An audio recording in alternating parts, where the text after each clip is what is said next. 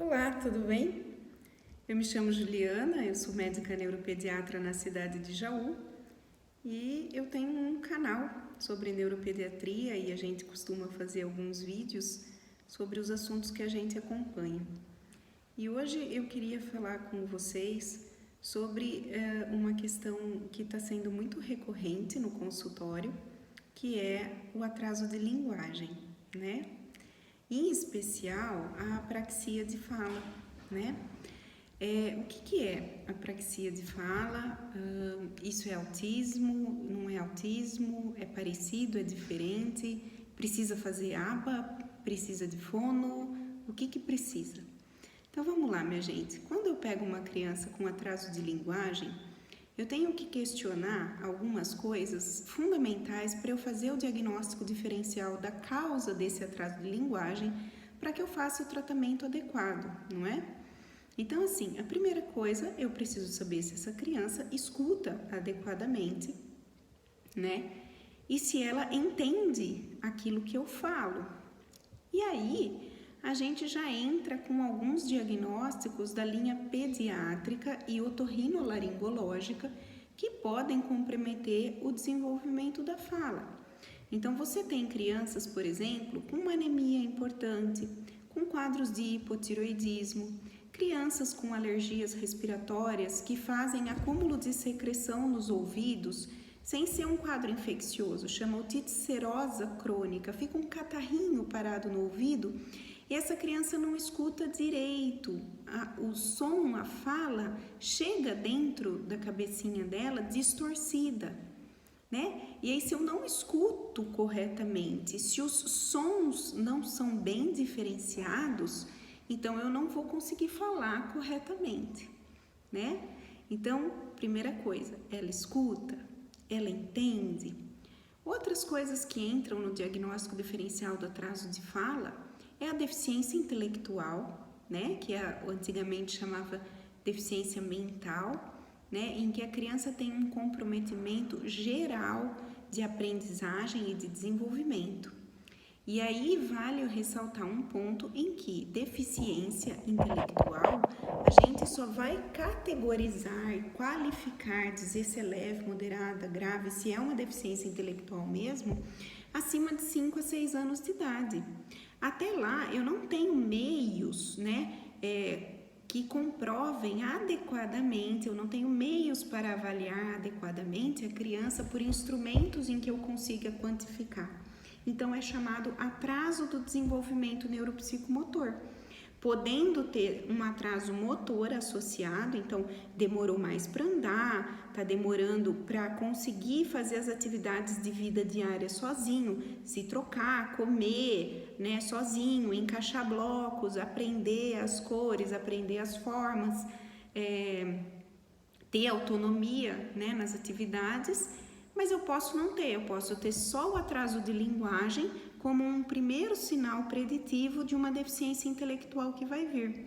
E aí a gente já tem um grande problema, porque algumas crianças que vão ser deficientes intelectuais, o nome deficiente intelectual, na verdade, ela tem um atraso do desenvolvimento com linguagem predominantemente afetada, né? E ela pode ter no decorrer da infância alguns comportamentos que parecem autismo, mas que não fecha diagnóstico de autismo.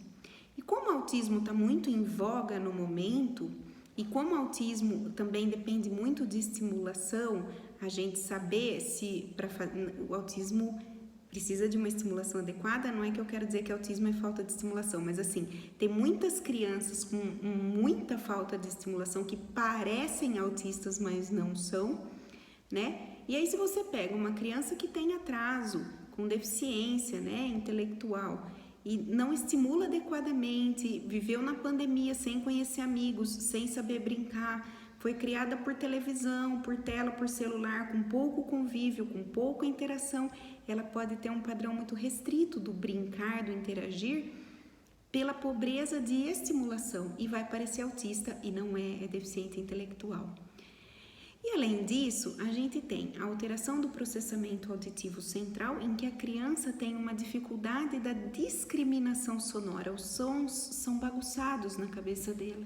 ela escuta distorcido. Então essa criança demora para falar corretamente e depois vai ter uma dificuldade de manter a atenção na escola, de alfabetizar, porque a associação de sons e letras é prejudicada porque os sons não estão bem definidos na cabecinha dela, né? Os sons das palavras.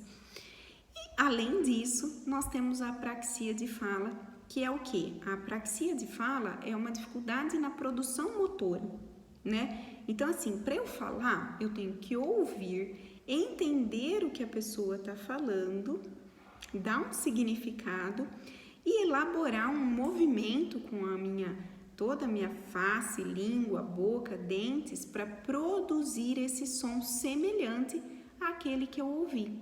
Então, cai em todo esse processo que eu falei para vocês dessas outras questões de saúde que podem atrapalhar. Mas na apraxia de fala, você tem uma criança que compreende muito bem todos os comandos sem pistas visuais, quer dizer, se eu falar, pega essa bolsa aí desse lado, às vezes você não entendeu, mas eu estou gesticulando de uma forma que você entende, né?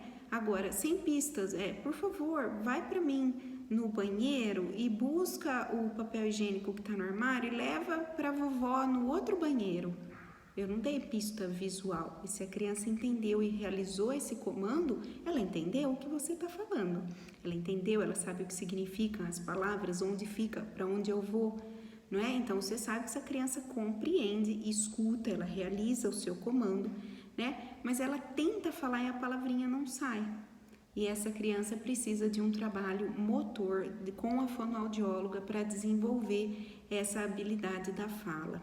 Essa criança pode também ter algum comprometimento da mastigação, da deglutição ou não precisa ter. E ela também pode ter outros comprometimentos, outras apraxias, que são nos movimentos de utilidade. Então, por exemplo, uma dificuldade para pedalar, para calçar o sapato, para comer de talheres, né? E ela tem algumas dificuldades motoras que às vezes vão exigir um treino específico da parte motora até depois para escrever. Ou não, pode ser só restrito à fala. Toda a história da criança dá muitas pistas para a gente. Se é uma criança com deficiência, se ela tem comprometimento da interação social, da comunicação não verbal, que é o gestual, a expressão facial, o reconhecimento, a interação, a capacidade de brincar, os padrões repetitivos do autismo. E aí, minha gente, eu preciso deixar claro que autismo não é uma criança de 2 anos que fala errado, que gira a rodinha do carro. Eu falo para os pais que, assim, algumas questões dos questionários, dos inventários de autismo, do MCHAT, do ADIR, do ADOS, que tem... O ADOS é observacional, né? Aí a terapeuta vai ter uma habilidade maior. Mas se eu simplesmente, por exemplo, faço um MCHAT, que é um questionário voltado para crianças pequenas com suspeita, para você pontuar se tem risco de autismo, né? Se você não entender direito o que está perguntando, você vai dar ponto para umas coisas que não são. E as pessoas se fixam muito na ideia de que o autista enfileira carrinho, o autista gosta da rodinha do carro. Toda criança pode enfileirar carrinhos, pode brincar com a rodinha dos carros. A questão no autismo, você tem uma dificuldade de dar significado aos brinquedos, você tem uma dificuldade de brincar adequadamente. Então, não é porque 1, 2 vezes você enfileirou, ou porque você gosta do seu quarto arrumado. Às vezes, você tem uma mãe que tem transtorno obsessivo compulsivo, e aí você tem mania de limpeza, de organização, e de enfileirar as coisas porque você aprendeu assim. Mas ele sabe brincar, ele sabe brincar com qualidade, ele pode enfileirar o carrinho uma vez ou outra, mas ele brinca de carrinho, ele faz a batida do carrinho, ele interage com as crianças, ele gesticula, ele entende o que você fala, ele participa da escola.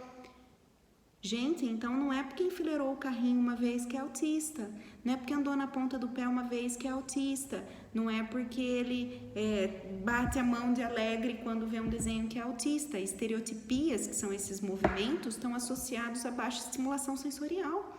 Então, crianças que ficam muito só na TV, que têm pouco convívio com pessoas humanas, com tato, crianças abrigadas, crianças com baixa estimulação, têm estereotipia. Crianças com deficiência intelectual têm estereotipia. Então, assim, não é um ponto isolado que dá diagnóstico de autismo.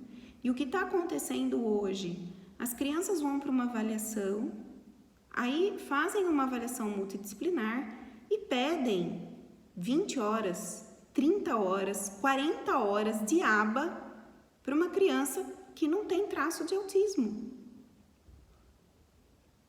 Não dá, minha gente, né? O aba é um sistema que funciona para qualquer criança, funciona. Criança normal, neurotípica, sem atraso, se você tratar ela com aba dentro de casa, funciona super para cuidar de birra, para melhorar comportamento, né? O aba nada mais é do que uma análise aplicada de comportamento. Então, assim, é uma forma de lidar com a criança.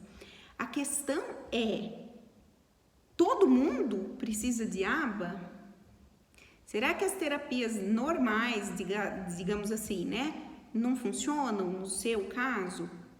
Por que eu tô falando isso? Porque muitas famílias sem condição financeira estão se submetendo a, assim, vaquinha, comoção social, família vendendo coisa para fazer aba, sendo que uma terapia normal funcionaria, que ela teria acesso pelo convênio dela, pela PAI, né, ou no postinho. E a gente tem que ter essa consciência social, né? Então, assim, o aba funciona para todo mundo? Funciona, mas precisa ser aba? O aba é importante, o aba, o Denver, né, essas técnicas são importantes para as crianças com transtorno do espectro autista, mas não é a mesma coisa para apraxia, né? Eu posso tratar uma apraxia com fono TO anormal, com fono só, dependendo do grau, de como ela está se desenvolvendo essa criança. E outra coisa, minha gente, aquilo que eu consigo adquirir de habilidade na minha vida prática é 1000 vezes melhor que seja assim do que na base da terapia. O que eu quero dizer com isso? A criança fica o dia inteiro dentro do apartamento, na pandemia ficou o dia inteiro na televisão. Mas ela tem dificuldade de coordenação. Ela não sabe pedalar, ela não está sabendo pular corda. Sim, mas ela nunca brincou, ela não tem nem quintal na casa dela. Nunca foi na escola, faz 2 anos que está trancada num apartamento, às vezes de 30 metros quadrados, com 4 pessoas, só fica na TV e no celular.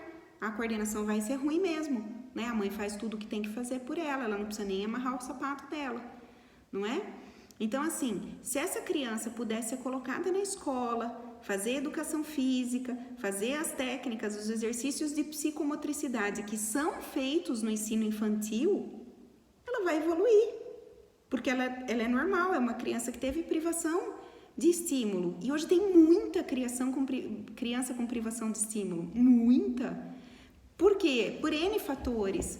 Porque teve a pandemia, porque tem poucos filhos, porque tem excesso de tela na casa de todo mundo, ricos e pobres, brancos e negros, homens e mulheres. Todo mundo está com excesso de tela, todo mundo está viciado em celular, né? Pais que trabalham o dia todo e não tem tempo de conversar. Então, gente, por favor, primeira coisa, vamos estimular a criança no ambiente que lhe é favorável. Na escola, no parquinho, fazer esporte, brincar com outras crianças, conversar com as crianças sobre aquilo que eu estou fazendo. Tá na cozinha fazendo comida? Chama para conversar sobre os legumes, pede para ela descascar o alho para você, fala para ela pegar a panela, a frigideira, usa palavras corretas, estimula a conversa, o diálogo, a interação, não é? Quanto menos eu converso, mais QI, mais conexão eu deixo de fazer neuronal. A criança faz milhões de conexões neuronais todos os dias, que se eu não estimular, ela não vai fazer. E ela vai ter atraso por nossa culpa, porque essa criança ficou por conta da TV. Então, gente, o meu apelo hoje é: existe apraxia de fala, não é autismo, é uma dificuldade motora, resolve com fono, precisa estimular bastante, às vezes precisa de TO, às vezes não, né? Precisa fazer um diagnóstico correto. Nem tudo precisa de aba, nem todo mundo precisa de 20, 40 horas de aba, por favor, né? Eu sempre falo que a gente não aguentaria ficar 20, 40 horas em terapia de clínica. Isso é uma interpretação errada também do aba. né? Essa parte dessa estimulação tem que ser feita em ambiente escolar e doméstico. A mãe sentar com a criança, o pai ou os cuidadores. E as pessoas entendem que são 40 horas na clínica. Faz o que com a criança? Então, depois, meu Deus, ela vai morar na clínica multidisciplinar. Essa criança não vai para a escola, não vai brincar, não vai fazer nada, porque ela tem 8 horas de terapia por dia. Então, gente, bom senso. Por favor, vamos ter bom senso. Nem tudo é aba, né? Adoro aba, funciona super, é excelente. As clínicas multidisciplinares são uma bênção para quem precisa, na medida que precisa e na medida em que se pode alcançar, não é? A gente não pode judicializar tudo, 1000 horas semanais para tudo, para todo mundo. Não precisa, não é bom para as crianças. Muito melhor uma criança melhorar a coordenação, fazendo balé, natação, porque foi por falta de estímulo, do que indo para uma clínica. Se foi por falta de estímulo. Se é uma criança realmente com um transtorno do desenvolvimento da coordenação, uma criança com deficiência física, motora ou intelectual, aí valem as terapias. Mas se não é uma doença, se é só falta de estímulo, a vida real é 1000 vezes melhor. Combinado? Vamos ter bom senso? Um grande abraço, procurem ajuda na sua região, tirem dúvida. Tirem as dúvidas, façam o melhor pelos seus filhos. E viver próximo, conversando, interagindo, é a primeira parte de tudo, é o principal. Um grande abraço.